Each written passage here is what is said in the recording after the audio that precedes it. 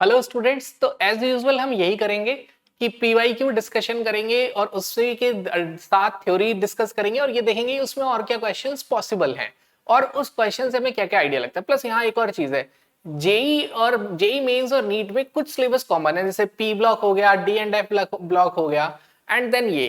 तो यहाँ पे बहुत ज्यादा डिफरेंस आता नहीं है, बस एक छोटा सा डिफरेंस मैंने ऑब्जर्व किया है कि जेई में क्रोमेटोग्राफी पे क्वेश्चंस मेनी टाइम्स आए हैं और मोस्टली आए हैं और नीट में 2 बार। बट अब प्रॉब्लम भी वही है, नीट साल में 1 बार होता है। तो स्टार्ट करते हैं। अब बस यहाँ पे मैं आपसे बोलूंगा, this is very easy chapter. बस आपको यहाँ पे देखना है क्या डिस्कशन कर रहे हैं, उसके बाद एनसीईआरटी रीड कर लेना है। एंड वैसे वही सजेशन है कि जैसे जो भी क्वेश्चन है और थ्योरी होगी वही स्क्रीन रोको, वही 3-4 बार लिख के याद कर लो, बिकॉज ये लास्ट टाइम है। कभी मत सोचो मैं बाद में करूंगा, अभी लिख लेता हूँ, जस्ट उसी वक्त खत्म करो, इस तरीके से पढ़ाई करो। स्टार्ट। तो स्टार्ट करते हैं question. A steam volatile organic compound which is immiscible with water has a boiling point to 250 degree Celsius.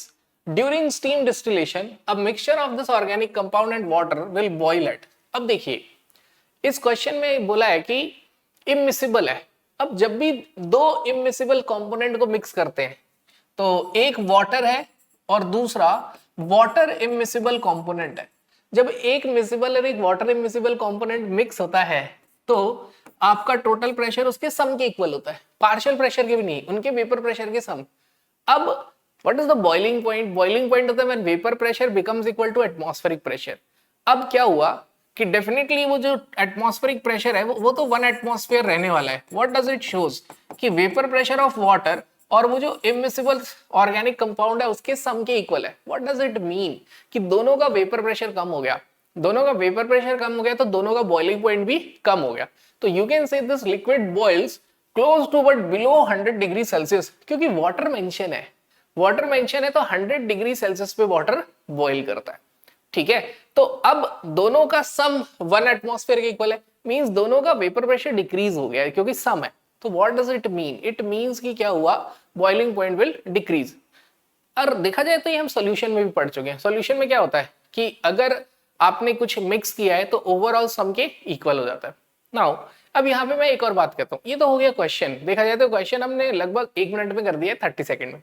लेकिन अब समझते हैं कि इससे, इस क्वेश्चन से हम क्या क्या एनालिसिस कर सकते हैं। देखिए, first thing, a steam volatile organic compound which is immiscible with water.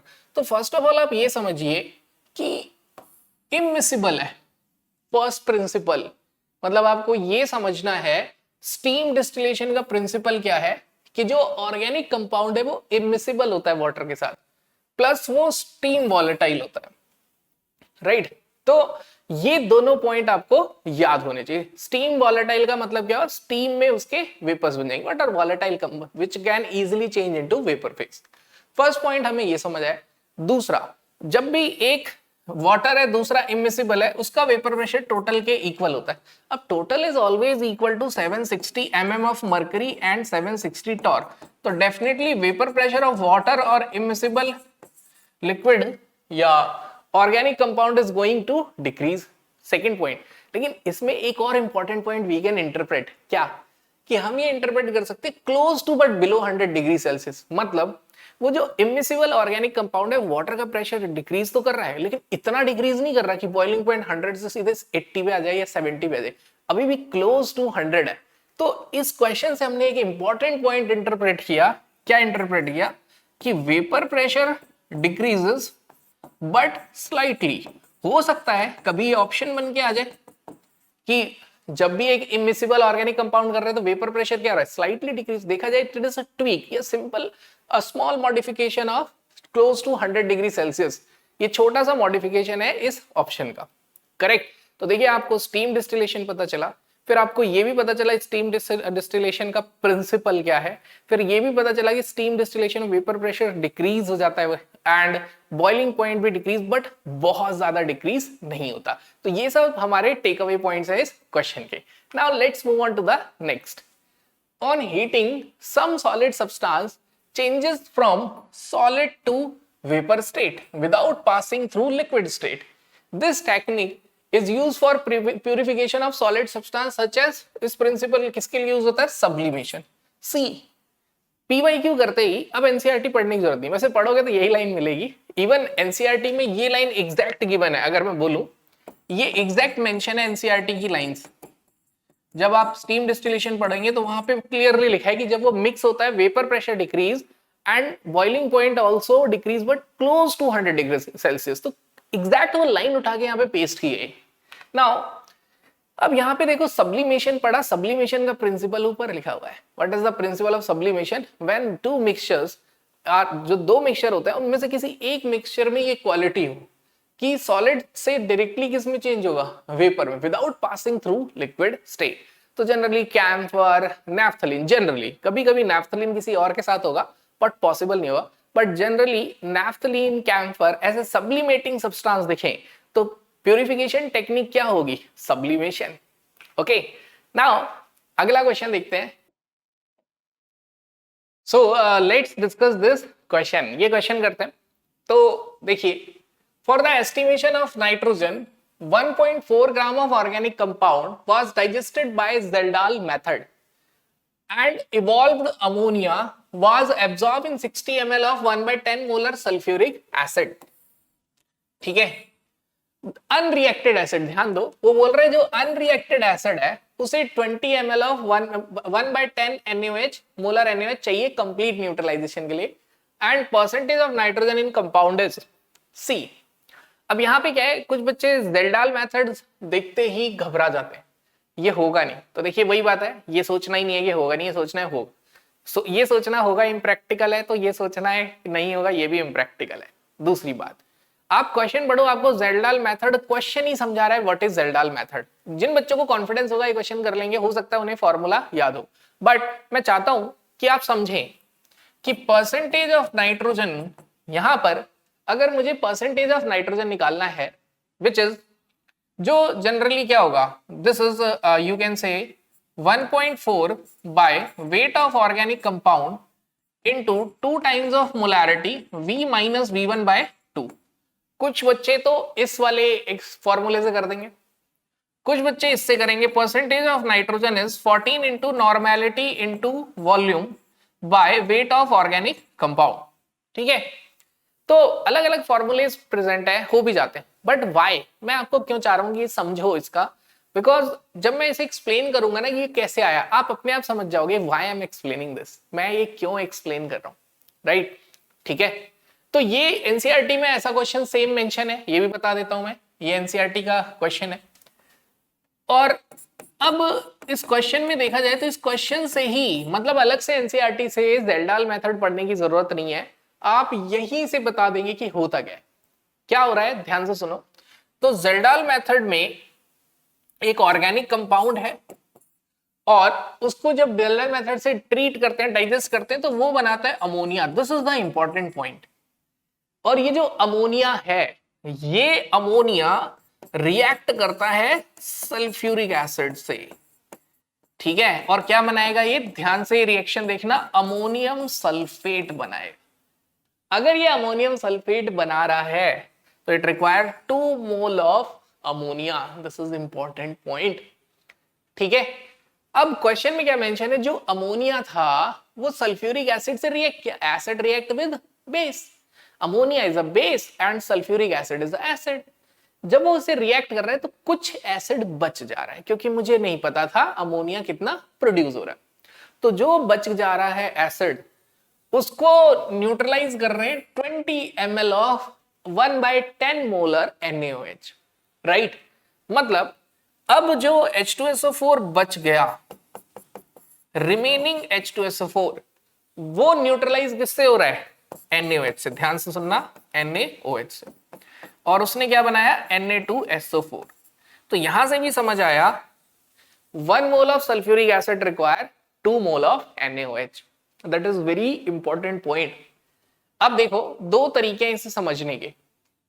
पहला तरीका, मैंने बोला कि कुछ बेस है, ध्यान से सुनना, मैंने बोला कुछ बेस है, उसे एसिड चाहिए, उसमें मैंने 10 मोल एसिड डाला और वो रिएक्ट कर गया, और बचा हुआ एसिड जो है वो दोबारा से रिएक्ट कर रहा है 2 मोल बेस से।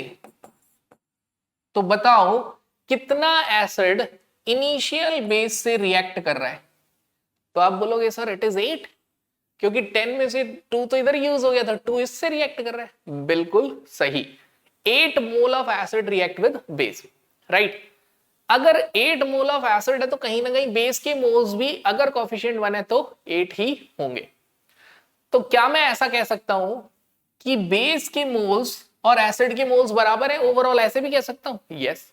तो दो तरीके हैं सोचने के, या तो आप ऐसे लिखो number of moles of acid consume is equal to number of moles of acid added, कितना एसिड कंज्यूम हुआ, कितना एसिड ऐड किया और कितने बेस से रिएक्ट किया। तो 10 - 2 से आ गया number of moles of acid reacted with base. I repeat, मैं थोड़ा और सिंप्लीफाई करने की कोशिश करता हूं। ये सल्फ्यूरिक एसिड कितने मोल्स ऑफ अमोनिया से रिएक्ट कर रहा है, तो number of moles of sulphuric acid reacted with ammonia, किससे रिएक्ट करेगा? अमोनिया से।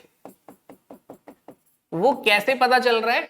कितने मोल सल्फ्यूरिक एसिड के हमने लिए हैं इनिशियली टेकन, माइनस कितने मोल सल्फ्यूरिक एसिड के रिएक्ट हो रहे हैं बेस से, NaOH से। ठीक है ना। अब मैं इतना एक्सपेक्ट कर लूं क्या आपसे, ध्यान सुनना मेरी बात, क्या मैं इतना एक्सपेक्ट कर लूं कि मोल कॉन्सेप्ट में जैसे मोल मोल रेशियो या मास वॉल्यूम वॉल्यूम रिलेशनशिप के क्वेश्चंस बोलते हैं, वहां आप सबने ये बात पढ़ी है कि अगर मुझे बताना है कितना वेट सल्फ्यूरिक एसिड से वॉल्यूम, तो हमेशा एक चीज यूज करते थे, number of moles of ammonia divided by stoichiometric coefficient of ammonia is equal to number of moles of sulphuric acid divided by stoichiometric coefficient of sulphuric acid.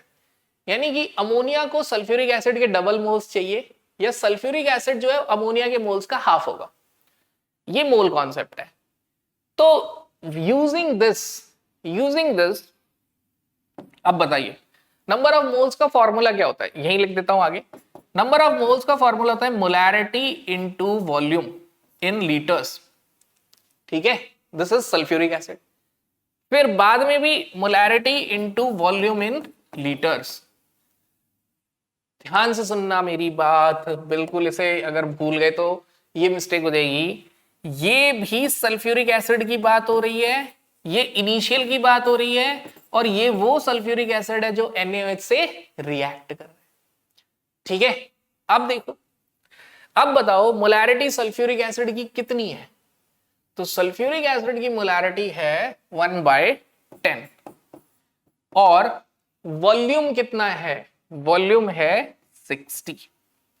ठीक है, this is sulphuric acid minus, अब sulphuric acid जो NaOH से react कर रहा है वो कितना होगा, देखो जरा। सल्फ्यूरिक एसिड जो NaOH से रिएक्ट कर रहा है वो कितना होगा, अगेन वाया मोल कॉन्सेप्ट, यहां पे क्या आ जाएगा, number of moles of NaOH divide by stoichiometric coefficient. तो number of moles sulphuric acid के कितने चाहिए हुए, it will be moles of NaOH by 2। तो मोल्स ऑफ NaOH कितना है, ध्यान से सुनो, मैं क्या कर रहा हूं, इसको लिख रहा हूं moles of NaOH by 2। Why mole concept, mole concept में मास वॉल्यूम के न्यूमेरिकल हमेशा ऐसे ही करते हैं, नंबर ऑफ मोल्स दो चीजों के बराबर करके स्टोइशियोमेट्रिक कोएफिशिएंट से डिवाइड कर देते हैं। तो यहां से क्लियर है कि सल्फ्यूरिक एसिड के मोल्स बेस के मोल्स के हाफ के इक्वल होंगे, और बेस का मोल का फॉर्मूला मोलैरिटी इनटू वॉल्यूम। तो अगर मैं यहां 2 कर दूं, कोई प्रॉब्लम तो नहीं है, पक्का कोई प्रॉब्लम तो नहीं है ना। समझ आ रहा है मैंने इधर 2 क्यों किया है, क्योंकि क्वेश्चन में NaOH के मोल्स गिवन है और मुझे किसके चाहिए, सल्फ्यूरिक एसिड के। किसके चाहिए, सल्फ्यूरिक एसिड के। बोलो क्लियर है, ठीक है। अब नहीं क्लियर हो तो रिवाइंड करके देखना, फिर भी डाउट हो तो कमेंट कर देना, I will try to simplify it more, मैं इसी पे एक शॉर्ट बना दूंगा। ठीक है, अब देखो तो मोलैरिटी कितनी है 1/10, NaOH का वॉल्यूम कितना है 20। ये तो मोल्स आए किसके, NaOH के, लेकिन मुझे मोल्स किसके चाहिए, सल्फ्यूरिक एसिड के, which will be divide by stoichiometric coefficient 2। ठीक है, बट एक और चीज है, वॉल्यूम यहां लीटर्स में है और इधर ml में, तो लीटर में कन्वर्ट करिए। लीटर में कन्वर्ट करने के लिए divided by 1000, divided by 1000। Chemistry खत्म, मैथ्स चालू। ठीक है, तो अगर हम बाई चांस डिनोमिनेटर सेम कर दें, 1000 आएगा, तो माइनस कर सकते हैं ना डायरेक्ट। तो दिस इज 6/1000 और this is 1/1000। 6/1000 minus 1/1000 is 5/1000 moles. This is the moles of sulfuric acid reacted with ammonia. ध्यान से देख लो, this 5/1000 is the mole of sulfuric acid reacted with ammonia. अब सुनना, बट मुझे चाहिए मोल ऑफ अमोनिया। क्या चाहिए? मोल ऑफ अमोनिया। सर क्यों चाहिए? बता रहा हूं क्यों चाहिए। मुझे चाहिए मोल ऑफ अमोनिया। तो बाय दिस रिएक्शन आपको समझ आया कि हमेशा जो भी चाहिए होता है उसको डिवाइड कर देते हैं स्टोइचियोमेट्रिक कोफिशिएंट से। तो मोल ऑफ अमोनिया कितना होगा? 2 times of moles of sulphuric acid. ठीक है, तो number of moles of ammonia is 2 times of number of moles of sulphuric acid reacted, which is, ध्यान से देखना, थोड़ी देर के लिए मैं स्क्रीन से बाहर हूं, विच इज 5 into 1000/2, मतलब 10 into 10 raised to power -3 मोल। इतने अमोनिया के मोल्स पता चल गए। क्लियर? आई नो थोड़ा लेंदी जा रहा है, बट धैर्य बनाए रखें। अब तुम्हें लास्ट में बहुत मजा आने वाला। देखो, कंसेप्ट समझना ज्यादा जरूरी है। ट्रिक और टेक्निक तो ठीक है, बट वो कंसेप्ट से ही आई होती है। तो मेरा मानना है कंसेप्ट जरूर सीखो। क्यों सीखो, अभी एंड में समझ आएगा। देखते हैं कितने बच्चे धैर्य बना के इसको समझ रहे हैं। देखो, अब ये पता चल गया अमोनिया के मोल्स। अब आप एक बात बताइए, अमोनिया में के जितने मोल्स होंगे उतने मोल्स नाइट्रोजन एटम के नहीं होंगे, because 1 mole of ammonia has 1 mole of nitrogen atom. यानी कि number of moles of ammonia is equal to the number of moles of nitrogen atom, not molecule, nitrogen atom. अगर मुझे nitrogen atom के moles पता है तो क्या मुझे वेट ऑफ नाइट्रोजन एटम पता है? यस। कैसे? नंबर ऑफ मोल्स का फॉर्मूला क्या था? Given mass by molar mass. तो वेट का फॉर्मूला क्या हो जाएगा? Number of moles into molar mass. What is the number of moles? तो नंबर ऑफ मोल्स कितने हैं? 10 इंटू 10 रेज टू पावर -3। तो वेट ऑफ नाइट्रोजन कितना हो जाएगा? 10 into 10 raise to power -3 into 14, which is the molar mass of nitrogen atom. Molecule होता तो 28 लेते। करेक्ट? अब परसेंटेज निकालते हैं फंडामेंटली। क्या निकालेंगे? परसेंटेज। फंडामेंटली परसेंटेज निकालते हैं। बताओ, मूल कॉन्सेप्ट में हमने बार बार आपको ये बात सिखाई है, जिसका भी परसेंटेज निकालना है उसको वहां लिख दो। जिसका भी परसेंटेज निकालना है उसको वहां पे लिख दो। ध्यान से सुनना।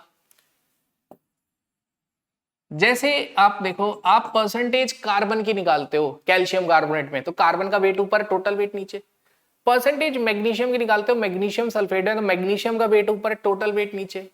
आप अपने एग्जाम में फिजिक्स की परसेंटेज निकालते हो तो फिजिक्स के मार्क्स ऊपर, टोटल नीचे।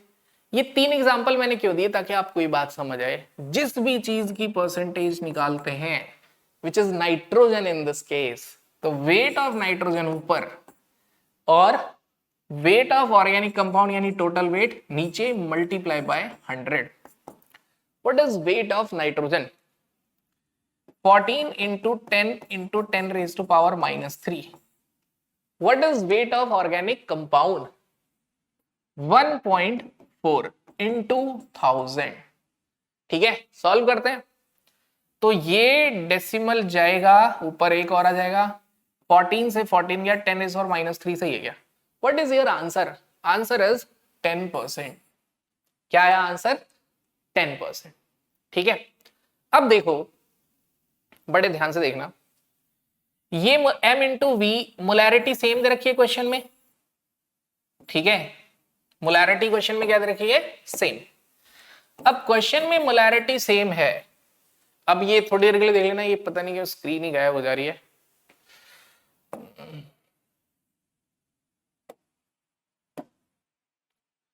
अब देखो क्वेश्चन में मोलैरिटी सेम है, तो क्वेश्चन में मोलैरिटी सेम होने की वजह से क्या हुआ, सुनो। हमने क्या किया था, number of moles of sulphuric acid जो रिएक्टेड निकाले थे, मैं फटाफट लिख देता हूं, this is equal to the number of moles of sulphuric acid initially taken minus number of moles of sulphuric acid reacted with NaOH। By mole concept हमें पता था number of moles of sulphuric acid जो reacted होंगे वो number of moles of H2SO4 जो हमने initially लिया है, इनिशियली मतलब 60 ml of 1/10 minus number of moles of H2SO4 जो NaOH से रिएक्ट करेंगे वो कितने होंगे, number of moles of NaOH divided by stoichiometric coefficient 2। I hope ये समझ आ गया। अब आप ध्यान से देखो, what is the molarity of sulphuric acid M, what is the volume of sulphuric acid V, what is the molarity of NaOH M, why, क्योंकि दोनों की मोलैरिटी सेम है, इसकी भी 1/10 है, इसकी भी 1/10 है, ठीक है। और what is the volume of NaOH, जो भी था उसका हाफ हो जाएगा, तो V1/2 volume of NaOH by 2, क्योंकि ये 2 इसमें ऐड करना है। अब अगर मैं M कॉमन ले लूं तो क्या हो जाएगा, V minus V1/2। This is what, number of moles of sulphuric acid reacted, ठीक है, थोड़ा पेशेंस बनाए रखना। तो ये सल्फ्यूरिक एसिड के मोल्स आ गए। Now what is the number of moles of ammonia, तो number of moles of nitrogen atom is equal to the number of moles of ammonia. Ammonia के 2 मोल्स रिएक्ट होंगे, तो number of moles of ammonia is 2 times of number of moles of H2SO4 reacted, which is 2 times of M V minus V1/2. This is what, number of moles of nitrogen। अगर आपको मेरी बात समझ आई होगी पहले वाली तो ये समझ आ रही होगी, नहीं समझ आई वो दोबारा देखो, ठीक है। अब वेट ऑफ नाइट्रोजन कितना होगा, molar mass of nitrogen which is 14 multiply by 2 into M into V minus V1/2 divided by weight of organic compound, ठीक है।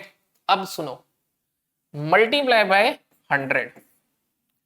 अब देखो क्या है, वॉल्यूम ml में गिवन है तो उसे चेंज करने के लिए डिवाइड करेंगे 1000 से।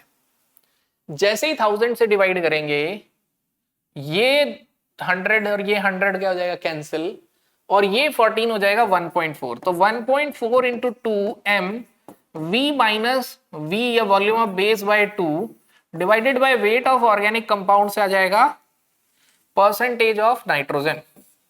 क्या आएगा, परसेंटेज ऑफ नाइट्रोजन, ठीक है।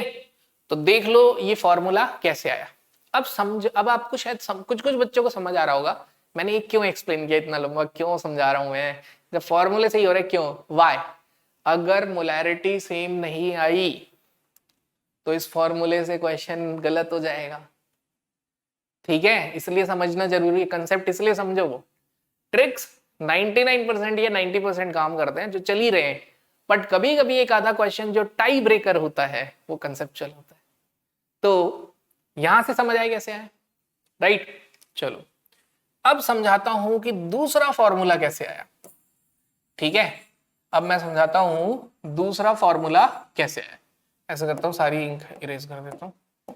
दूसरा फॉर्मूला कैसे आया, देखो, number of moles of sulphuric acid reacted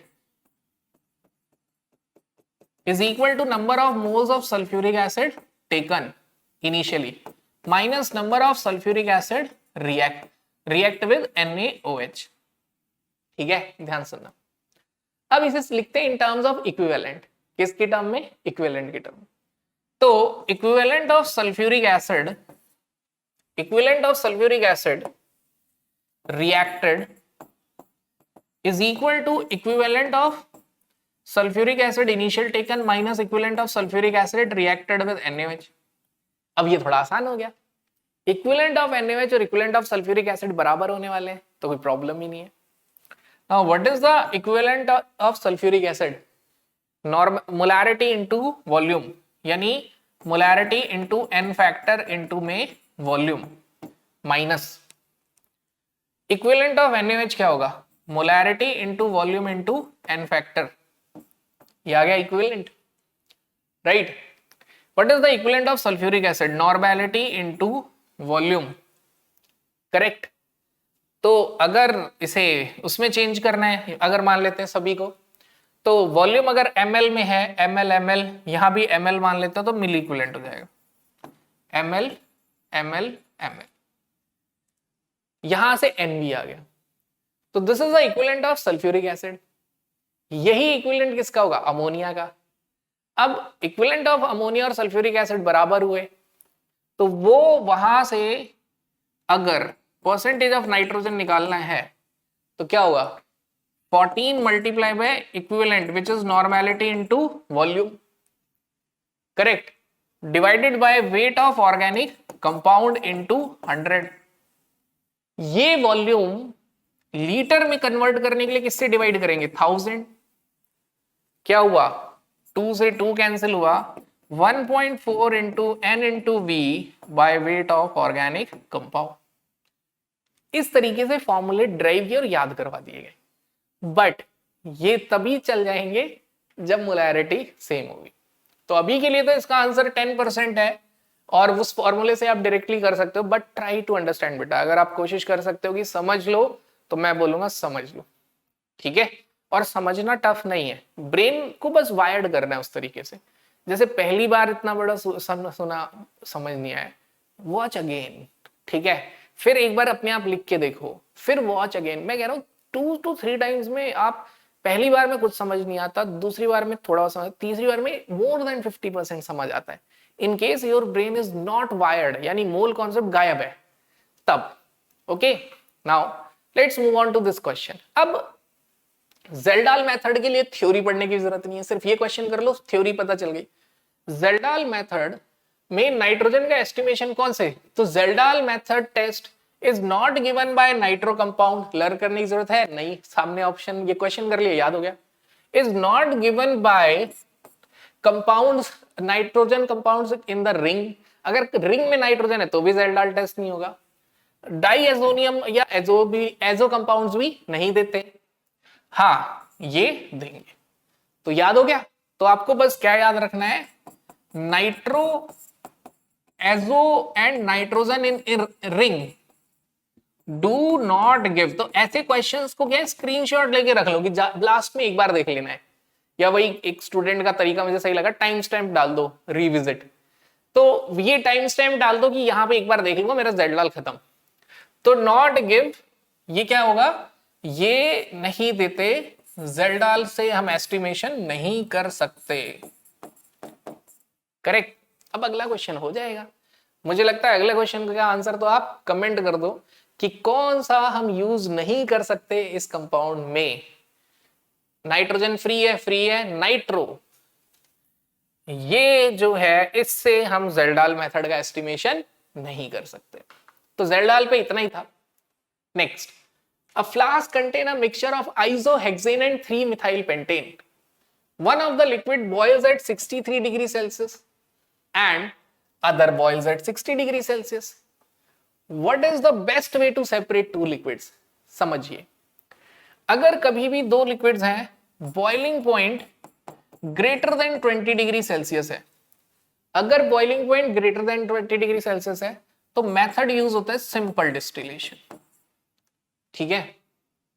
and boiling point less than 20 degree Celsius, अगर बॉइलिंग पॉइंट क्लोज है, यहां पे बॉइलिंग पॉइंट जो डिफरेंस है 20 डिग्री सेल्सियस से ज्यादा है, यहां पे क्लोजर है, तो यूज होता है fractional distillation.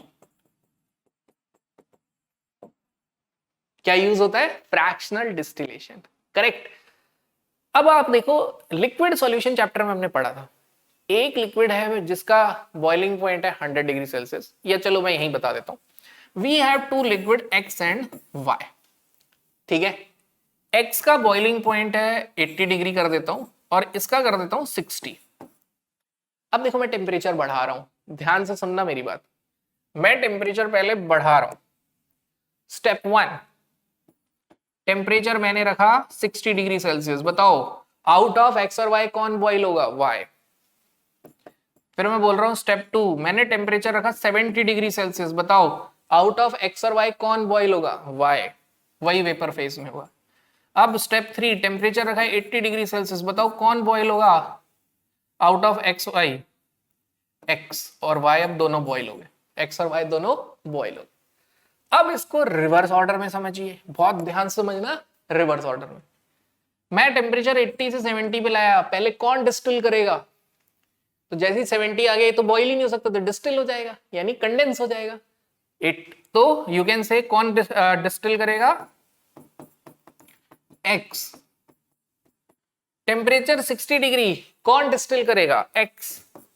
Temperature less than 60 degree कौन डिस्टिल करेगा? X and Y. मैंने थोड़ा जल्दी बोला है, stop the screen and absorb. ये वाला कॉन्सेप्ट एब्जॉर्ब करने के लिए टाइम चाहिए, सोचना। सोच लिया? मॉरल ऑफ द स्टोरी, जिसका बॉइलिंग पॉइंट ज्यादा होगा वो पहले कंडेंस होते हैं। अगर बॉइलिंग पॉइंट जिसका ज्यादा होगा वो पहले कंडेंस होते हैं, ये हमें समझना है।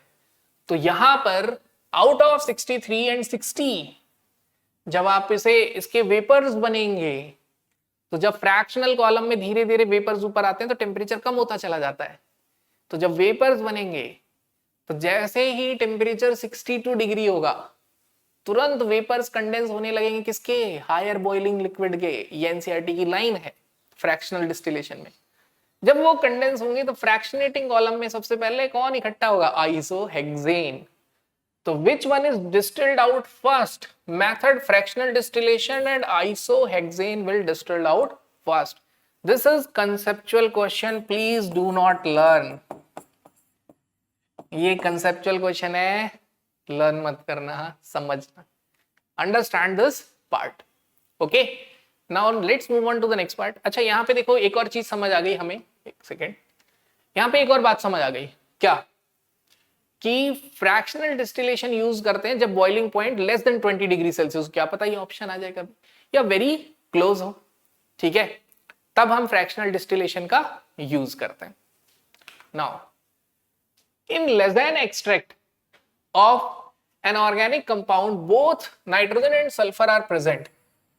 क्या प्रेजेंट है? Nitrogen and sulphur. Which gives red blood colour. कौन रेड ब्लड कलर देगा? तो देखो अब अगर हम बात करें लेज़ेन एक्सट्रैक्ट की, तो लेज़ेन एक्सट्रैक्ट जो होगा उसमें अगर हम बात करें क्या होता है, एक हम क्या लेंगे, सॉल्ट लेंगे, उसमें थोड़ा सा सोडियम मिक्स करेंगे, उसे छोटे छोटे ग्लास क्यूब्स में फिल करेंगे, फिर उसे वाटर में बॉईल करेंगे तो वो टूट जाता है, वो मिक्स हो जाता है ढंग से, यू कैन से। फिर उसको फिल्टर करेंगे, फिल्टर करके फिल्टर पेपर पे जो आता है दिस इज लेज़ेन एक्सट्रैक्ट। और ये हम इसलिए बनाते हैं ताकि ऑर्गेनिक कंपाउंड में जो भी नाइट्रोजन, सल्फर, कार्बन भी, हाँ, और क्या कहते हैं फॉस्फोरस प्रेजेंट हो या हेलोजेंस, वो सब आयनिक हो जाए। क्या हो जाए? आयनिक।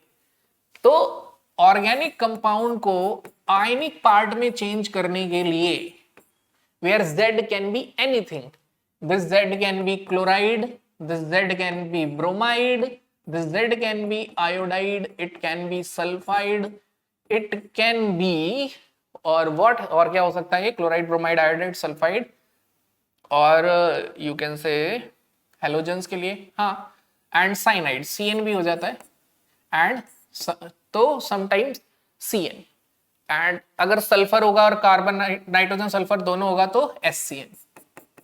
तो ये सारी पॉसिबिलिटी है, ये हो सकता है, करेक्ट। इसलिए लेज़ेन एक्सट्रैक्ट बनाते हैं। अब क्या हुआ, अगर लेज़ेन एक्सट्रैक्ट में नाइट्रोजन और सल्फर दोनों है तो वो बनाता है SCN, थायोसाइनेट। अगर नाइट्रोजन और कार्बन दोनों है तो साइनाइड। अब जो ये रिएक्शन है रेड ब्लड कलर देता है Fe3+ के साथ। Fe3+ मींस यू कैन से FeCl3। तो FeCl3 के साथ रिएक्ट करेगा ये NaSCN और ये बनाएगा FeSCN whole twice. Its colour is blood red. अब आई गेस इसमें क्या क्या पॉसिबिलिटीज हैं, धीरे धीरे अब आप भी सोचने लग गए हो। अगली बार क्वेश्चन बोलेंगे कि एक कंपाउंड है उसमें बन रहा है FeNSCN2+, बताइए इससे क्या कंफर्म हो रहा है कि क्या डिटेक्ट हो रहा है, क्या प्रेजेंट है। तो you can say both nitrogen and sulphur are present. या फिर ये पूछेंगे इस कंपाउंड का कलर बताइए, तो क्या कलर होगा, ब्लड रेड कलर। तो this is use for detection of what, ये किसके डिटेक्शन में यूज हुआ, तो ये टेस्ट ही याद कर लो। This test FeCl3 test is use for detection of sulphur and nitrogen both present. जब दोनों प्रेजेंट होंगे तब हम इस टेस्ट को यूज करेंगे। करेक्ट। व्हाट आई वांट कि सेशन के बाद आपको कुछ बचे ही नहीं एनसीईआरटी, फिर भी एक बार एनसीईआरटी पढ़ना ताकि और अच्छा हो जाए, बट आप 70 to 80% कॉन्फिडेंस यहां से गेन कर लेंगे। Then paper chromatography. Paper chromatography तो इतना डिटेल में पूरा पीवाईक्यू, मैं नीट वाले बच्चों को भी बोलूंगा कि जेई में वाला सेशन देख लें अगर आपके टाइम अलाउ कर रहे हैं आपको। तो paper chromatography is an example of, paper chromatography किसका एग्जांपल है, तो this is an example of partition chromatography. ठीक है, तो इसके लिए एक छोटी सी ट्रिक जो मैंने बना रखी है वो यही है कि आप सबसे पहले याद रखो कि जो क्रोमैटोग्राफी अपने सिलेबस में है वो दो ही तरीके की है, एक पेपर क्रोमैटोग्राफी पार्टीशन क्रोमैटोग्राफी है और एक एड्सॉर्प्शन क्रोमैटोग्राफी है। ठीक है, एड्सॉर्प्शन को दो पार्ट में डिवाइड कर लो, ACT एक्ट, एक्ट वर्ड से याद रखो। एड्सॉर्प्शन क्रोमैटोग्राफी दो पार्ट में है, कॉलम और thin layer chromatography. P is like double P मतलब पार्टीशन क्रोमैटोग्राफी का एग्जांपल क्या है, पेपर। डबल P से याद रखो डबल L, इसमें मोबाइल फेज और स्टेशनरी फेज दोनों लिक्विड होते हैं, और इसमें स्टेशनरी फेज तो हमेशा सॉलिड है, हाँ mobile phase can be liquid और गैस। तो ये एक छोटा सा मैंने आपको ओवरव्यू दिया है लर्निंग पार्ट का।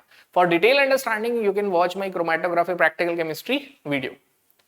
The most suitable method for separation of 1:1 mixture of ortho and para nitrophenol. C, ये क्वेश्चन रिपीटेड है जेई में भी और नीट में भी। तो ऑर्थो और पैरा नाइट्रोफिनॉल, जब ये ऑर्गेनिक ऐड कर दिया है, ऑर्थो और पैरा नाइट्रोफिनॉल जब बनता है, इसमें ortho nitrophenol is insoluble in water, insoluble is also called as immiscible. क्या कहा जाता है, इमिसिबल। अगर एक लिक्विड इमिसिबल है वाटर में, तो हम वाटर के साथ कौन सा प्रोसेस यूज करते हैं, स्टीम डिस्टिलेशन। क्या यूज करते हैं, स्टीम डिस्टिलेशन। ये एनसीईआरटी में अल्कोहल फिनॉल ईथर का क्वेश्चन है, ये क्वेश्चन है एनसीईआरटी की टेक्स्ट एक्सरसाइज में कि why ortho and nitrophenol is separated by steam distillation, या रीजन क्या है, because ortho nitrophenol is immiscible in water and para nitrophenol is soluble in water. तो एनसीईआरटी का क्वेश्चन आप इसे बोल सकते हो, प्रैक्टिकल केमिस्ट्री का भी है, अल्कोहल का भी कह सकते हो, अल्कोहल फिनॉल ईथर का भी। Distillation technique most suited for separating glycerol from spent lye. ये एनसीईआरटी की लाइन है, सोप इंडस्ट्री, लर्न कर लो। इसके अलावा कोई भी example JEE as well as NEET कहीं भी पूछा ही नहीं गया है। तो दिस इज क्या है, ये this is distillation under reduced pressure. क्या है ये, डिस्टिलेशन अंडर रिड्यूस्ड प्रेशर। तो इसको मैं समझा देता हूं, what is distillation under reduced pressure क्या है। तो देखिए आप समझिए, what is boiling point. Boiling point होता है when vapour pressure becomes equal to external pressure. जब किसी भी कंपोनेंट पूरे मिक्सचर का या सॉल्यूशन का वेपर प्रेशर एक्सटर्नल के बराबर हो जाता है, तो वो है बॉइलिंग पॉइंट। अगर एक्सटर्नल प्रेशर रिड्यूस कर दें तो बॉइलिंग पॉइंट कम होगा या ज्यादा। तो आप समझिए कि अगर एक्सटर्नल प्रेशर मान लेते हैं पहले 760 टॉर था, और इस प्रेशर को बनाने के लिए वेपर, हवा में वेपर प्रेशर कितने चाहिए, मान लेते हैं मेरे को चाहिए 10⁶ वेपर्स चाहिए। अब मैंने प्रेशर घटा दिया, यानी गैस रिमूव करके प्रेशर कम होता है। जब मैंने प्रेशर डिक्रीज कर दिया, ठीक है ध्यान सुनना, तो लेट्स से प्रेशर हो गया 600। अब वेपर्स 10⁶ से ज्यादा चाहिए या कम, डेफिनेटली अब कम चाहिए, क्योंकि वेपर प्रेशर एक्सटर्नल क्या हो गया, कम। अगर नंबर ऑफ वेपर्स कम चाहिए तो डेफिनेटली बॉइलिंग पॉइंट कम नहीं हो जाएगा, क्योंकि लेस टेम्परेचर पे ही बॉईल हो जाएगा। बोलो ये बात समझ आ रही है? इट मींस अगर एक्सटर्नल प्रेशर बढ़ा दो तो बॉइलिंग पॉइंट बढ़ जाता है, एक्सटर्नल प्रेशर घटा दो तो बॉइलिंग पॉइंट घट जाता है। Now question, why we are using this? इस मेथड को क्यों यूज कर रहे हैं? इस मेथड को तो सबसे पहले तो ग्लिसरॉल वर्ड याद रख लेना। ग्लिसरॉल जहां भी दिख जाए समझ जाना, क्योंकि ये नीट और जेईई दोनों में पूछा हुआ है। जहां ग्लिसरॉल दिख जाए समझ जाना वहां पे होगा डिस्टिलेशन अंडर रिड्यूस प्रेशर। क्यों, ये कब यूज करते हैं? मान लेते हैं ग्लिसरॉल का बॉइलिंग पॉइंट है, कुछ भी मैं रैंडम बोल रहा हूं, 800 डिग्री सेल्सियस, और इसका डिकम्पोजिशन टेम्परेचर है 600 डिग्री सेल्सियस। मतलब 600 पे ग्लिसरॉल डिहाइड्रेट हो जाएगा, ब्रेक हो जाएगा, कुछ भी हो जाएगा। जब कभी ऐसा होता है तो मुझे उसको किसी को बॉईल करना है, लेकिन बॉइलिंग टेम्परेचर ऊपर है, डिकम्पोजिशन नीचे। जैसे इसका एग्जाम्पल बच्चा ज्यादातर कैल्शियम कार्बोनेट से समझता है कि कैल्शियम डिकम्पोजिशन का मतलब होता है टूट गया कैल्शियम ऑक्साइड और CO2 में, और बॉइलिंग का मतलब हुआ कि ये इसका लिक्विड किसी तरह धीरे धीरे वेपर में चेंज हुआ। This is boiling. अब क्या हुआ, किसी का डिकम्पोजिशन टेम्परेचर पहले आ गया, बॉइलिंग बाद में, तो मैं क्या करूंगा, एक्सटर्नल प्रेशर कम करूंगा। तब तक कम करूंगा कि ये टेम्परेचर इसका बॉइलिंग पॉइंट 800 की जगह कितना हो जाए, 500 डिग्री सेल्सियस। तो कहां यूज करते हैं इस मेथड को? ठीक है, कम टू द स्लाइड, वापस स्लाइड पे आते हैं। तो कहां यूज करेंगे? This is very very very important, 5 star point है ये। 5 स्टार पॉइंट मतलब देखते ही खा जाना है, बिल्कुल सोचना नहीं है कि व्हेन इट इज यूज्ड। हो सकता है क्वेश्चन ये पूछ लें कि why, what is the principle of distillation under reduce pressure? When decomposition temperature, जब डीकंपोजिशन टेम्परेचर क्या होगा, is decomposition temperature is less than boiling point. जब बॉइलिंग पॉइंट से वो कम होगा तब ऐसा करना है। ठीक है, आगे चलते हैं। Methods use for purification of organic compound is based on, जो मेथड है ऑर्गेनिक कंपाउंड को सेपरेट करने की, किस पे बेस्ड? वो बेस करते हैं दोनों पे, कि कंपाउंड का नेचर क्या है और इंप्योरिटी जो प्रेजेंट है वो क्या है। जैसे क्रिस्टलाइजेशन, क्रिस्टलाइजेशन में शुगर सॉल्युबिलिटी, मान लेते हैं एक की सॉल्युबिलिटी कम है एक की ज्यादा, शुगर देखते ही समझ जाना क्या यूज होगा, क्रिस्टलाइजेशन।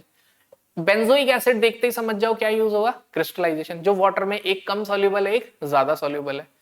तो अब यहां पे हमने क्या किया, आपको दो टर्म दे दी, शुगर, ये प्रीवियस ईयर में मैंने क्वेश्चंस देखे, मैं डिस्कस नहीं कर रहा हूं, बट पीवाईक्यू में NEET as well as JEE दोनों में एक बार शुगर पूछा हुआ है, एक बार बेंजोइक एसिड पूछा है। तो ये दो कहीं भी दिख जाएं तो सॉल्युबिलिटी, तो समझ जाना क्या यूज होगा, crystallisation.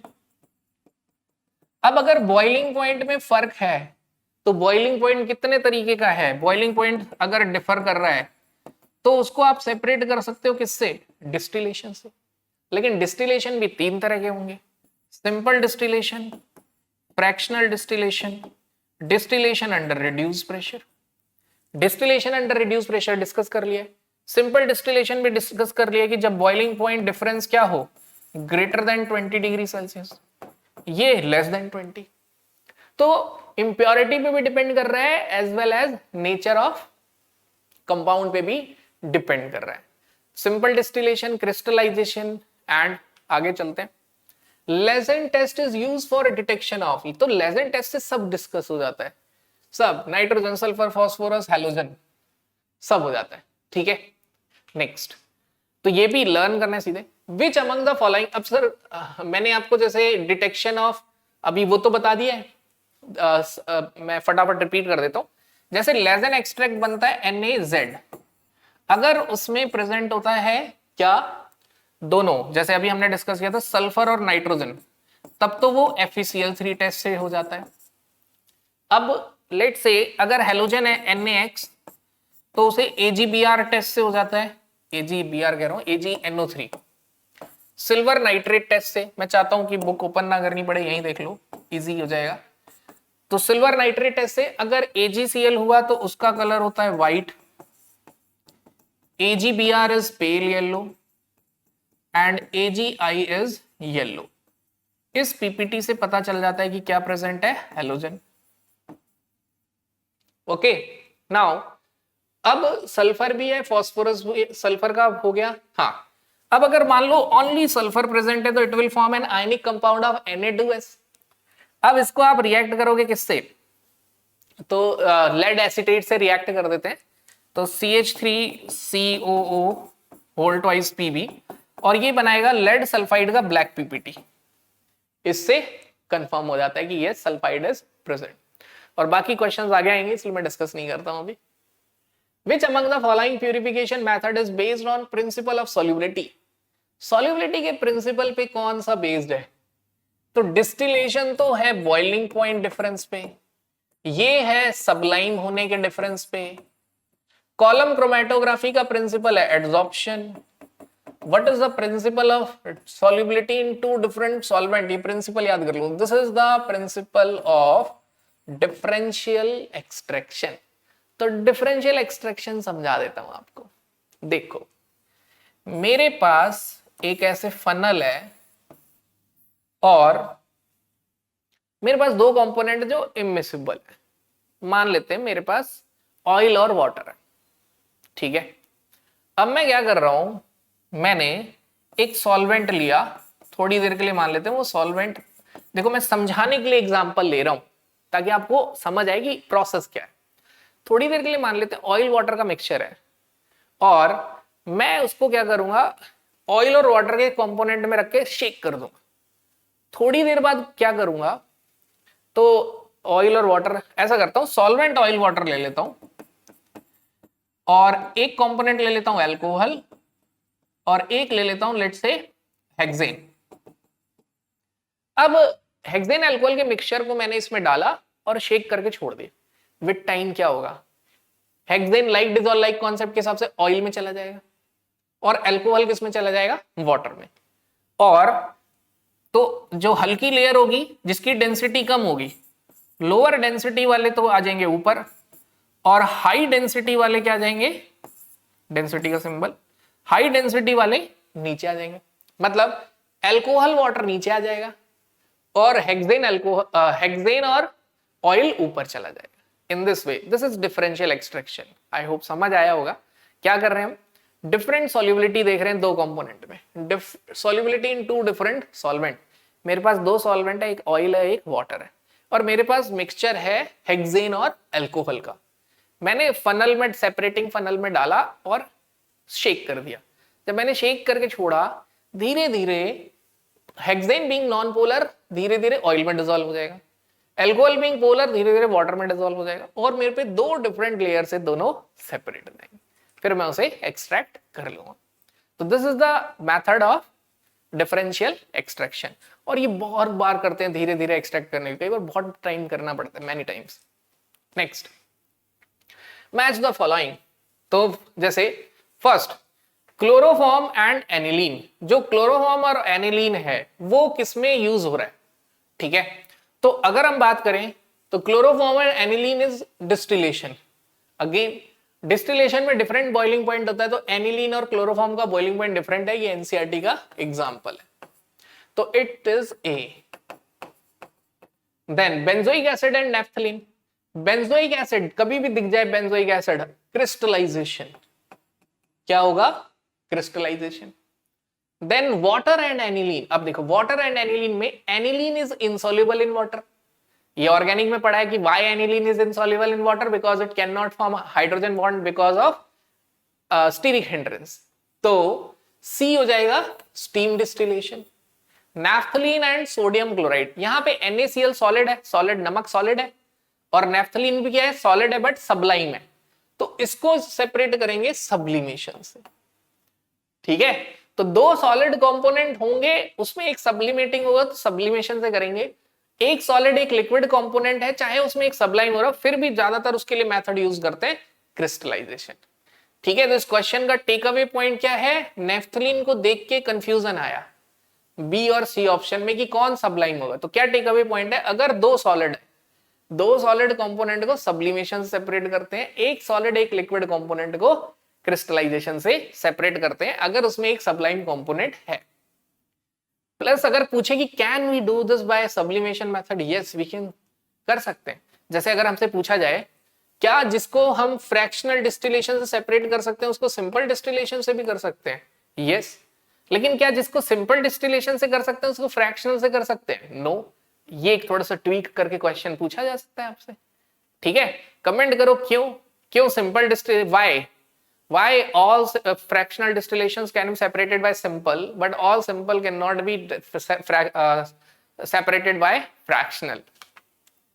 Which technique among the following is most appropriate in separation of 100 milligram para nitrophenol and picric acid? अब देखिए, फर्स्ट थिंग यहां पर अगर हम ध्यान दें तो स्टीम डिस्टिलेशन से इसे इसलिए सेपरेट नहीं कर सकते क्योंकि दोनों ही वाटर में सॉल्युबल है, इसलिए आंसर नहीं है, because both are soluble in water. Steam distillation में एक वाटर में इनसॉल्युबल होना चाहिए। 2 to 5 long column of silica gel, इससे किया जा सकता है, बट यहां पे क्या है कि नाइट्रोफिनॉल और पिक्रिक एसिड दोनों ही पोलर हैं, तो दोनों के आरएफ फैक्टर में बहुत ज्यादा फर्क नहीं आएगा, क्योंकि एड्सॉर्प्शन दोनों का क्या होगा, बराबर सा ही होगा। मेथड कर सकते हैं प्रोबेबली, बट बहुत अच्छा मेथड नहीं है, नॉट प्रिफर्ड।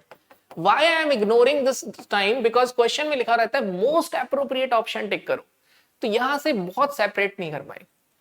इसमें एक भी कंपोनेंट सबलाइन नहीं होता, तो ये तो हो ही नहीं सकता। तो thin layer chromatography is favoured because thin layer chromatography में दो लिक्विड कंपोनेंट को इजीली सेपरेट किया जा सकता है। पेपर में बहुत ज्यादा यहां पे आरएफ फैक्टर में डिफरेंस आता है, तो thin layer chromatography is the most appropriate answer. Now 13th, given below are two statement, one is labeled assertion reasoning है, ठीक है? A mixture contain benzoic acid and naphthalene is separated by the pure benzoic acid can be separated by use of benzene। जो pure benzoic acid है उसे हम separate कर सकते हैं बेंजीन के यूज से? नहीं, ये नहीं कर सकते, क्योंकि benzoic acid is polar and benzene is non polar, वो उसमें डिसॉल्व ही नहीं होगा, तो सेपरेट नहीं होगा। This statement is false. Benzoic acid is soluble in hot water, ये ट्रू है, क्योंकि बेंजोइक एसिड भी पोलर है, वाटर भी पोलर है, हॉट वाटर में तो सॉल्युबल होगा ही होगा। तो statement 1 is true, assertion is true and reason is false। Answer is C. क्या होगा आंसर? सी होगा, करेक्ट।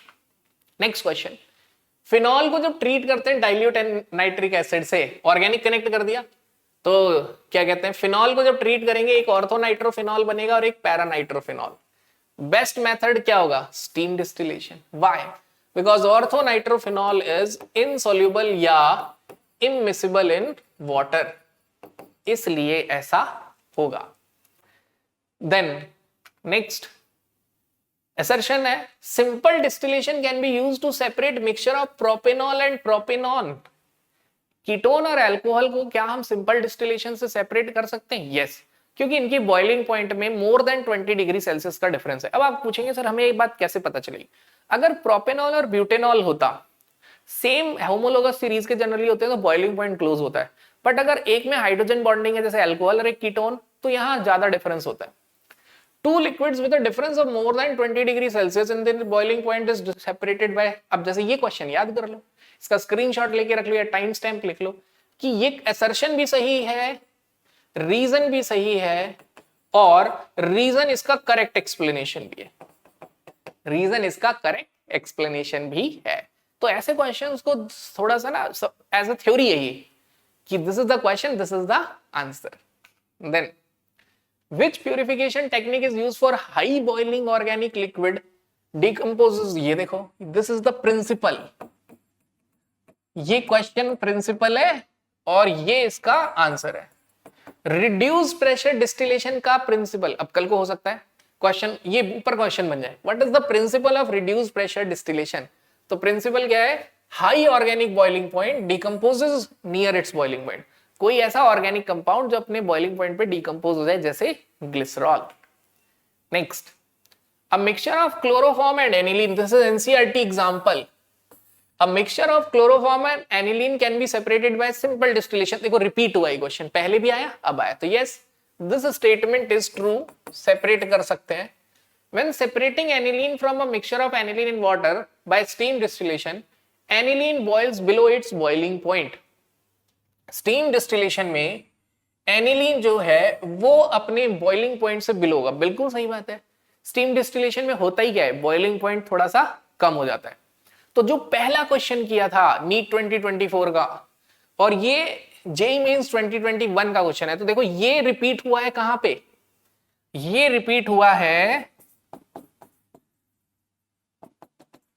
नीट 2024 में, इसीलिए मैंने जेईई और नीट दोनों डिस्कस किए, ठीक है। और देखो वही ट्वीक करना आना चाहिए। अब जैसे ये क्वेश्चन जब किया हमने तो हमें उस टाइम ये समझना चाहिए था कि क्लोरोफॉर्म और एनिलीन को सिंपल डिस्टिलेशन से क्यों यूज कर रहे हैं, क्योंकि सिंपल डिस्टिलेशन में boiling point more than 20 degree Celsius होता है।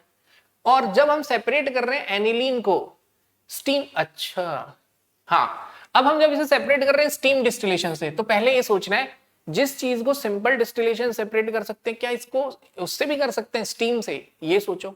यस, तो मैं सोचूंगा क्यों कर सकते हैं, यस कर सकते हैं, because aniline is insoluble in water, water में क्या है इनसॉल्युबल है। और सिंपल डिस्टिलेशन से क्यों कर सकते हैं, क्योंकि एनिलीन और क्लोरोफॉर्म के बीच का बॉइलिंग पॉइंट बहुत ज्यादा है।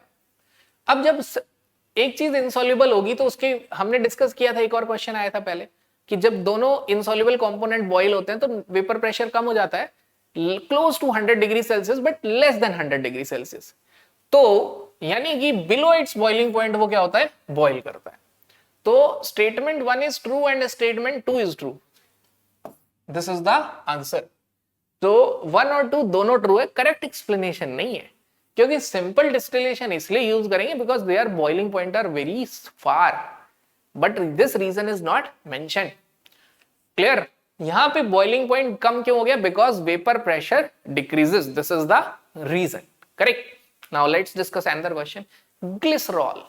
अब देखो ये जेईई में भी आया और नीट में भी आया। ग्लिसरॉल देखते ही समझ जाना है कि सोप इंडस्ट्री में ग्लिसरॉल हमेशा रिड्यूस्ड प्रेशर से हुआ था, तो fractional distillation, distillation under reduced pressure, answer B. तो ये एग्जांपल बहुत बार आया है, ये याद हो जाना चाहिए कि ग्लिसरॉल और सोप इंडस्ट्री में स्पेंट लाई से, ओके।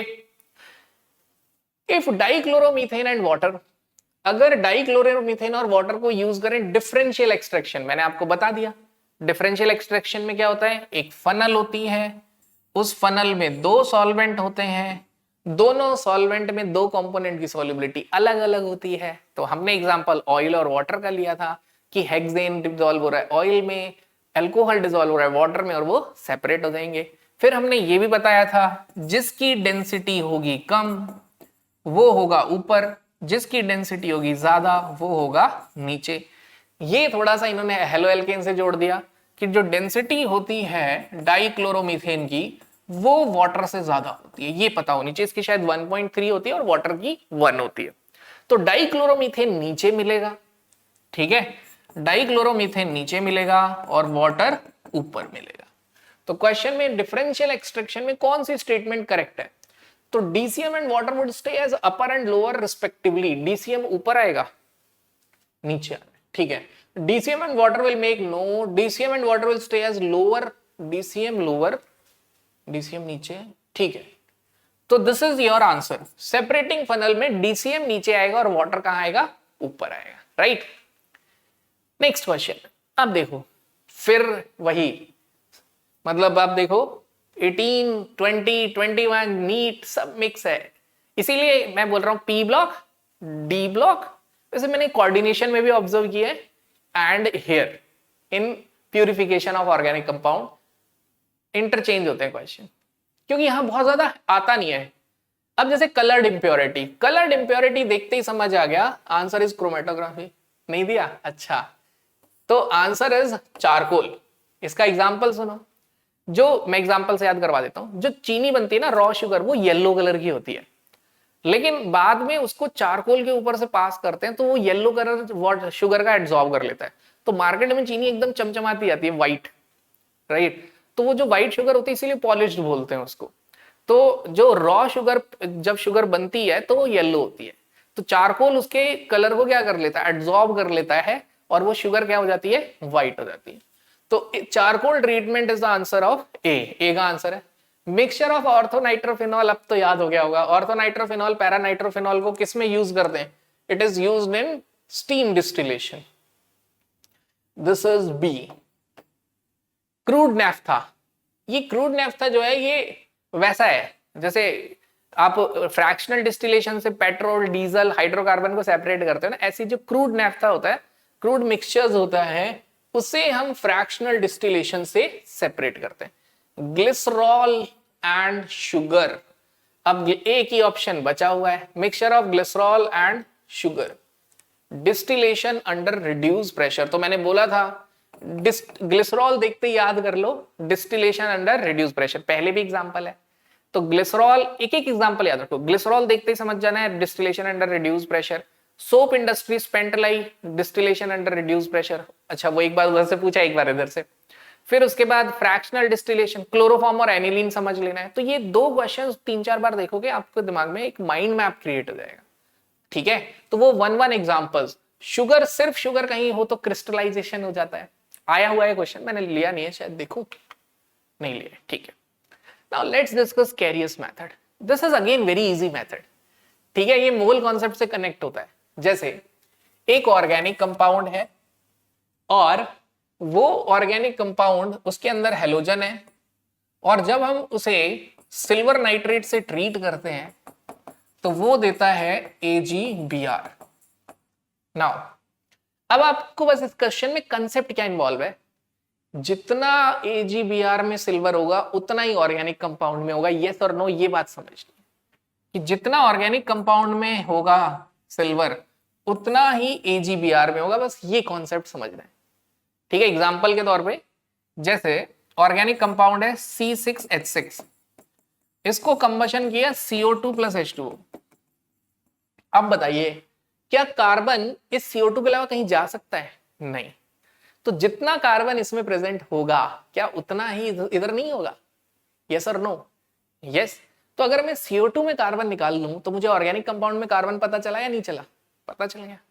तो वो मैं कैसे पता करूंगा? मैं बोलूंगा, मान लेते हैं ऑर्गेनिक कंपाउंड मेरे पास है 15 ग्राम, उससे CO2 बना है 4 ग्राम, थोड़ी देर के लिए ऐसे ही रैंडम मान लेते हैं। तो मैं बोलूंगा 44 ग्राम CO2 में कार्बन होता है 12 ग्राम, मोल कॉन्सेप्ट लगाऊंगा। तो 4 ग्राम CO2 में कितना कार्बन होगा? 12/44 इंटू 4। तो ऑर्गेनिक कंपाउंड में क्या परसेंटेज होगी कार्बन की? मैंने आपको याद करवाया है। जिसकी भी परसेंटेज निकालनी होती है, ध्यान सुनना, जिसकी भी परसेंटेज निकालनी होती है उसको लिखेंगे ऊपर, नीचे लिखेंगे टोटल मल्टीप्लाई बाय 100। ठीक है, what is the weight of carbon? 12/44 multiply by weight of CO2।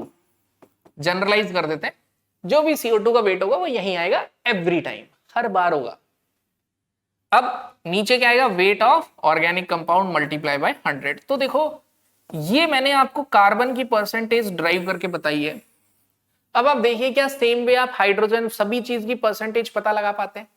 Same way silver nitrate में मतलब कैलकुलेशन कर लेते हैं। वो वाला पार्ट थोड़ा थोड़ा मेरे से फिर डिलीट हो गया, कैलकुलेशन मतलब PPT में। तो यहां पे अब देखें, तो देखो हमने परसेंटेज ऑफ कार्बन निकालना सीख लिया था। अब मुझे निकालना है परसेंटेज ऑफ ब्रोमीन। क्या निकालना है? Percentage of bromine in AgBr। तो परसेंटेज ऑफ ब्रोमीन कैसे निकालोगे? Weight of bromine bye weight of organic compound multiply by 100। अब wait of organic compound concept क्या है? वही कि ऑर्गेनिक कंपाउंड में जितना ब्रोमीन है वो उतना ही ब्रोमीन किसमें प्रेजेंट है? AgBr में। नाउ AgBr का मास कितना है? 108 Ag है, Br 80 है। तो यू कैन से 188 ग्राम में Br कितना है? 80 ग्राम।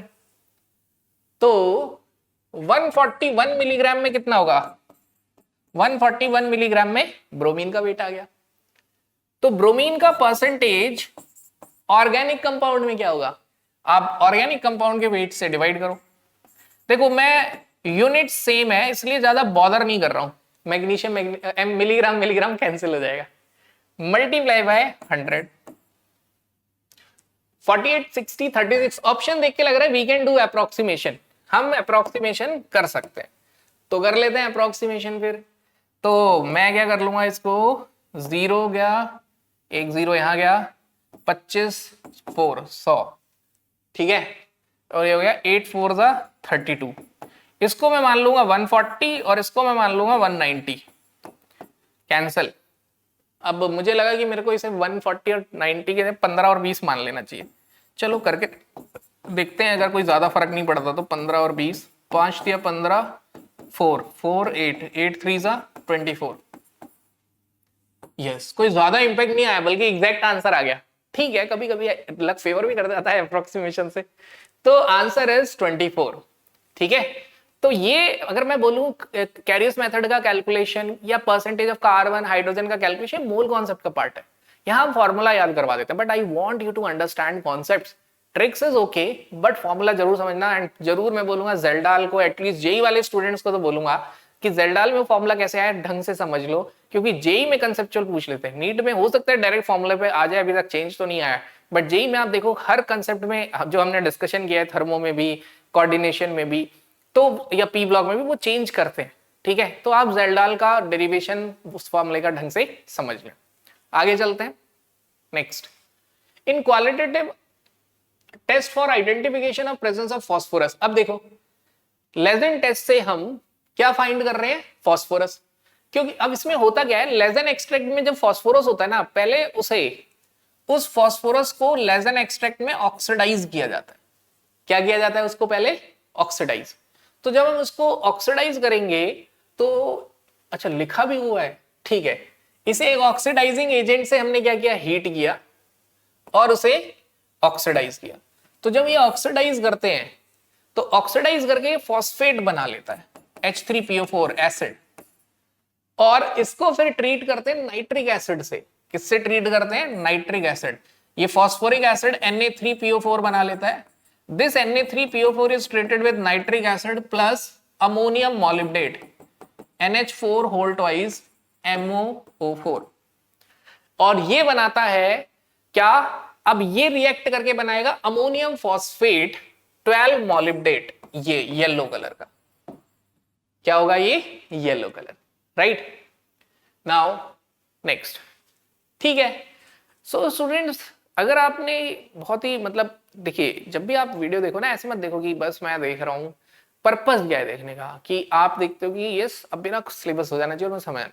तो जो क्वेश्चन है ना, एक जो बच्चों से मैंने डिस्कशन किया है, उनकी एक गलती होती है, वो वीडियो देख लेते हैं और सोचते हैं बाद में करूं और रह जाता है। फिर बाद में पेपर में यार देखा था, कंफ्यूजन रह गया। तो अभी देखते हुए जो जो कंफ्यूजन आ रहा है ना, वहीं वीडियो रोक दो, पेन कॉपी पे प्रैक्टिस करो, फिर आगे चलो, फिर प्रैक्टिस करो, फिर चलो। ठीक है, इस अप्रोच से करो, बिकॉज ऑफ टाइम नहीं है। ठीक है, सो स्टूडेंट्स, मैं आपको यही बोलूंगा कि प्रैक्टिसिंग, प्रैक्टिस करते रहो। And thanks for watching this lecture.